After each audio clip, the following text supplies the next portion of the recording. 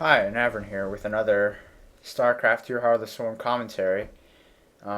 This time it's going to be SH Mav versus myself, and I don't know what this person is, clan-wise.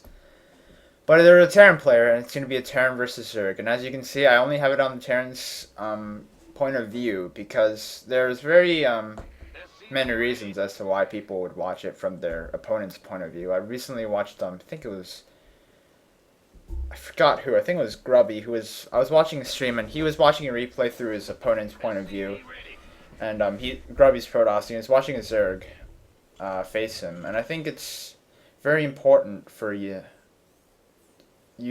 for me to understand what my opponent is doing, so then I could understand the game more. And that could sound very perfectionistic, or if that's even a word, or what the fuck the word is. But the whole reason is that it helps with understanding the matchup in itself, and it also helps me understand what to scout for, as certain things people do in different games means certain pushes or certain timings or certain things I should watch out for myself in future games. So if I see, like a quick, something that I might not think was quick, then it would obviously prove to be not a worthless effort.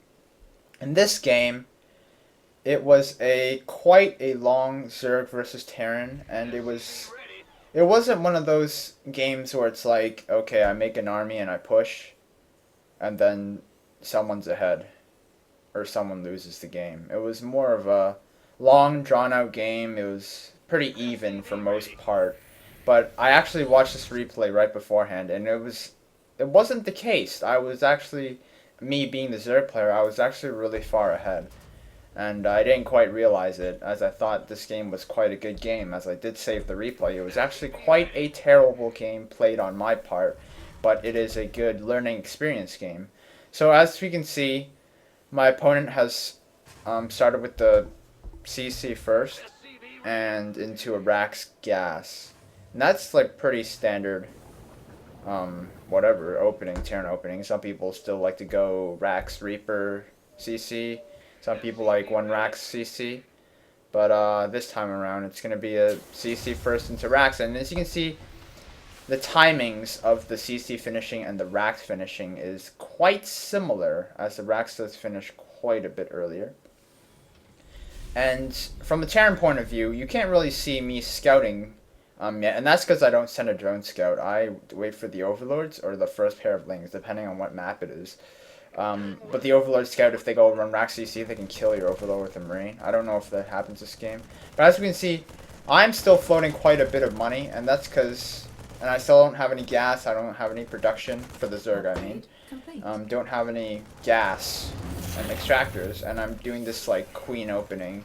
So I was floating quite a few minerals there, but in the end it's gone a bit back down, and game's gonna go on. So let's see from the opponent, they go for Terran, they go for a factory into reactor. Very standard plays. You see a Link Scout seeing the bunker, probably seeing the floating CC as well.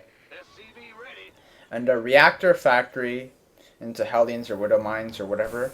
It's judging just from this, it's probably going to be Hellions, as Widow Mines are extremely defensive units this early in the game. So I would probably expect something like a quick third CC if they were going to be Widow Mining, but it doesn't look like they have it yet so far. And yeah, so we see the Terran player having quite a bit of gas right now. It is only off one geyser, and they do have 100 gas, so we're gonna have to see what they decide to spend it on. See, it's like a small tech lab for the barracks right there. But nothing really to indicate what kind of gas tech they're going. Maybe another Terran player would be getting something else, but maybe they're just saving the gas for like a stim, which is actually really, really common if you think about it, actually. And that's one of those things different from Zerg and Terran, is that Terran's team in this opening seems to save their gas up. Well, actually it is in every game, because you see Terrans usually bank like 1,000 gas at the end of a game, and that's standard for them. So I guess in a sense, Terrans like to bank up their gas and spend it all when they can, and probably stay on least amount of geysers as possible. I usually see in at least in TVZs, Terrans get like their third and fourth gas and that's it. Getting like a fifth and sixth gas would either be like mech or it'd be like a waste of gas. Maybe like Ravens late game, but even when they get Ravens, they seem to float gas. So we see 2 reactors and 1 tech lab. So the most they can be producing is either 5 Marines or 4 Marines and Marauder. And they're still making Hellions. As I can see from the Terran point of view, they're trying to deny creep, gets a tumor, that's pretty good. And tumors, early tumors are actually quite a big deal. As if you don't see that they have an early creep starting queen or not, then you don't quite know if those tumors are going to be replaced or not. And weird thing about this game so far is that I don't quite see a third CC. And a third CC is the timing of a third CC. It's a big deal because it shows how much economy they're going and how early their big economy is going. And how early the big economy is going means how many units they can produce later. And you'll see like Flash Terrans go like quick 3 CC, and then they just like make like hardcore Marine medevac mine. It's like the craziest like production, and they have like more supply than the Zerg or whatever. And it's just insane. So we see that they deny that creep tomb again. So probably do have a creep starting queen. And little Widow Mine aggression here, kind of cool. That's a lot of energy on a queen. It'd be a shame if the Zerg player lost it. And see some roaches. I think people should always go roaches this early against Hellions, because even if they don't have, even if they do have their third established, like the Zerg here right now, then the roaches still prevent the Hellions from running in and killing all the drones at the third. And as you can see in those WCS EU games, TLO never got like a roach warn against MVP. I didn't see those games, but that's what I heard. And he just like lost everything. That's apparently what happened. I think the Hellbats maybe. Still no upgrades from the Terran yet, but a third CC coming up. And it's really, really creepy how this game, and this is why I said I was really far ahead. It's like, I didn't even know they didn't get upgrades. I would just assume that they get upgrades, because everyone sort of gets upgraded. And you see, my the Zerg players' money is really, really low, but the Terran players' minerals are really, really high. And they get super, super supply blocked here. Really, really bad for their aggression. And we're going to see how the Terran player sorts of treats this. They see that the third is blocked by an Overlord, and so is the fourth creep. And they're doing a double drop and same time with a push, with only 3 barracks worth of production and a factory. They're producing more right now, but still a bit late. So first drop is getting defended quite well by the Zerg player, but the second drop, the Terran does not quite look at the second drop, and it's doing crazy amounts of damage, and it's probably because the Zerg isn't looking at the second drop either, as the Zerg loses a lot from that. The resource loss tab, that's just how much it is. And the creep coming, the creep killing right here. But it's not really a pushing force, as it's mostly Marauders, Hellions and Widow Mines. I don't think there are any Marauders, maybe there's 1 or 2 or something. And the drops still doing lots of damage. That same drop veering into the main, doing a lot of damage. And sure, that's a lot of damage and a lot of things are happening, but as you can see, the Terran player's not getting their third base and not muling the third base, and yet the resources are like super crazy high. So if you could imagine a much, much better player, or a player playing better in this scenario, then it would be much, much more difficult for the Zerg player to even survive. But as you can see, the Zerg player is still floating quite a few resources, a lot of minerals and a lot of gas. And finally, the Terran player finishes their E-base, but still doesn't go into upgrades, as the Zerg player is going to finish. Oops, I don't know what the key for upgrades is. Upgrade complete. Upgrades, G. Upgrades for a Zerg player is 1-1, almost 1-2, I think. Almost, yep, getting the delayed 2-2. Because of whatever reason. And the Terran player finally clears up the 2 third base locations. And they still don't have a third base at 13 minutes and 30 seconds. Usually you see greedy Terrans get their third at like 10 minutes. More standard be like 11:30, 12 minutes. Now it's 11:40 and it's still 13:40 and it's still no third base. 13, like almost 14 minutes is going to be no third base either. And as we see, a big push coming from the Terran player, but not that many units. As I don't quite understand what this push is, as it is 3 base Zerg, and the Zerg was trying to get a 4th base, as you can see there. 3 base Zerg going to 4 base against a 2 base Terran, and finally they lift up to CC. But the problem is that they don't even have enough production to spend all their money on, as you can see, or they just got their production too late, and they're still floating lots and lots of resources. And the only reason they're not floating even more resources is because they're only on 2 base economy right now. So as you can see, supplies are quite even, and it's quite not understandable why the Zerg player is still keeping even, as they should be soaring ahead. The upgrades were obviously delayed, but that was one problem. And Terrans don't watch their drops quite as much as I thought they did, so that's kind of surprising. Otherwise, the resources lost tab favors the Terran quite a bit, and especially for a Terran who's on 2 base economy, the Zerg should easily climb up in cost efficiency. And as you see, those Widow Mines doing tons and tons amount of damage. And this is why I think Zerg should hotkey their Overseers to another hotkey, not just their army hotkey or their infestor hotkey, because when you hotkey your Overseers to your Ling Banes and your Roaches, then when you A-move something, the Overseers are going to be the first unit to march all the way across because they're flying units, so then they can circumvent all the Marine Marauder Ground Forces mines. So they're going to get targeted down first, and Overseers are gas units instead of Lings, so getting those killed means no detection, and mines are even more efficient. So if you hotkey the Overseers to a different hotkey and sort of send them to the outskirt, not as back as the Infestors, but closer up than the Infestors, but not as front as the Ling Roach Banes, then they can still survive really easily, and they should still survive the entire fight. As we see another drop trying to alleviate the pressure. The fight didn't go so well for the Zerg. A big Widowmine explosion right there. A big fight going on in that 4th base of the Terran, as we see more Widowmine aggression.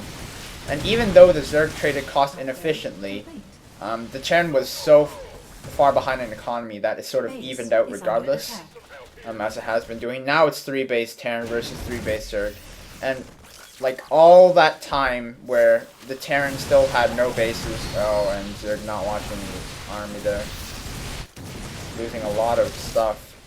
All that time that the advantage that the Zerg player had by having that economical advantage and the macro like crappiness that the Terran had sort of evened out just because of the cost inefficiency and how the Zerg still has not established a 4th base, even though denying the 3rd base, which even puts the Zerg even far ahead. And we should see, how much is the economy of the Terran player running off of right now? Like, barely main base is mining, and Natural's almost out, just because it's been mealed so many times. It's going to mine out like around the same time as the main. And the 3rd is just really, really far behind as well. So as we keep going on this game, this little drop going here, with those few Terran units and that many medevacs, Terran units don't die. They just don't. And Terran player still has lots of mines. Mines are like the best cost-efficient unit of the game, I think, because they can kill like so many more Lings than like one fungal can or one storm can. It's just pretty insane. They can do splash damage at one. Like, they can hurt Mutas, they can hurt everything in like one splash. It's pretty insane. Anyways, Terran player clearing up a burrowed Ling with a mine hit and a scan. Kind of weird. Shows how detrimental burrowed Lings are to Terran players who don't get 1 Raven, even though they have the gas for it, and even though they have whatever for it. And I don't think they're even producing medevacs at this moment. Nope, they could easily transfer their starport to that tech lab they had earlier. But they don't. And 2-2 upgrades halfway done for the Terran player, and 3-3 is pretty much done for the Zerg player. And the Zerg player is still standing even with the Terran player for most of the game, just now establishing those 4th and 5th bases. And this drop is just doing crazy amounts of damage just because the Lings are derping around. So the Zerg player really needs to improve on map awareness and unit control. As we see, a scan right here showing ultras, 3-5 ultras, 3-3 lings with adrenal glands against little bits of marauders and medevacs. And this game should be pretty much over as a Terran player is just mining from their third base, which has already been mined out from a lot, and now they're really lacking on resources. One saving grace is the mines. And we'll see how the Terran player, as you can see the resource from the Zerg player is still really high, how the Terran player can seemingly crawl back into the game. The engagements of the Zerg player has been quite crappy. It has been better now that just because of the economical advantage. And it should be 4 base Zerg against 3 base Terran. And the Zerg should really be going back to that 5th base, but as you can see the Zerg player isn't. And now I'm going to put it on the all vision just because I don't think there's too much to see more from the Terran player, as it's how the Zerg reacts to the Terran player at this point. And the Zerg player, me, I didn't make the gases because I know that late game Zerg will float a lot of gas, and I need the mineral income. I just can't spare the 8 drones, 2 for the geysers, 6 for the saturation for the gas, because I need as much army as I can. And even though I'm not utilizing it to the full to my potential, I need as much mineral income as I get because the gas is really high and I'm not really making that many gas units at the moment. I do have quite a few infestors and I have the ultra count. Getting more ultras would mean just marauders doing better and better, as marauders need to get hurt by lings as opposed to anything else. And big misstep from the Zerg player, as we can see now from this vision. I'm just going to go to the Zerg player vision. No vision here. This entire part of the map does not have vision upon. So they could have a base right here. They could float their main and be here and mine a lot, which they're doing right now, actually. That's kind of funny. And the third base is completely exposed with no defense whatsoever.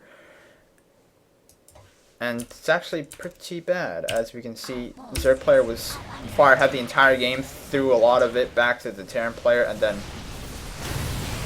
the Terran player throwing it back by not getting economy and not spending their macro as much as they can.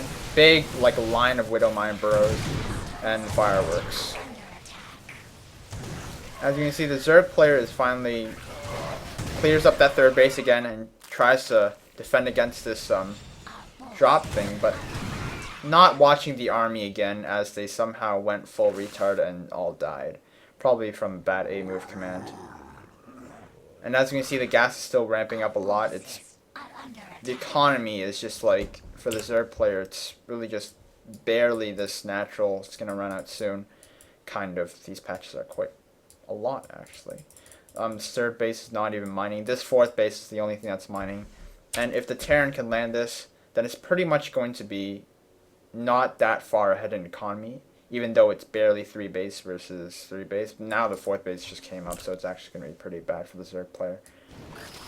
And these Widow Mines just doing crazy amounts of damage just from the lack of, not detection, but mobile detection, as these Overseer control wasn't quite as great as it could have been. Another way to get good Overseer control is if you have ultras, you can just right click the Overseer, shift right click to the ultras. So then, because ultras don't die quite as easily, so they'll follow all the ultras until they die. And the ultras will probably soak up the damage before the Overseer do. And this is like crazy economy. Like, even though the Terran player has been like crap economy the entire game, the economy from this one mining expansion is just pretty much insane. More than the Zerg player with whatever else the Zerg had. And the game pretty much goes over just because the Terran cannot deal with the infestors, along with the ultras and the banelings, and GG is called. So I hope you guys learned something. Well, obviously I learned something. Is that the third CC is really shows what kind of economy the Terran is going for, and how that economy can put how much pressure onto the Zerg later in the game. I think it's all about pressure for Terran. Third CC will show, if you get a third CC quickly, it'll mean that you're going to put on more aggression later in the game.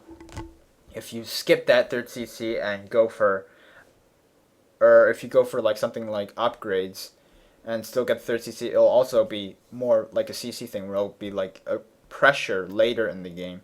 And if you get earlier starport, which this player did earlier than 3rd CC, then it'll show how much drop potential and how much push aggression, as medevacs can run away really, really quickly, even though the Zerg player didn't go mutas this game.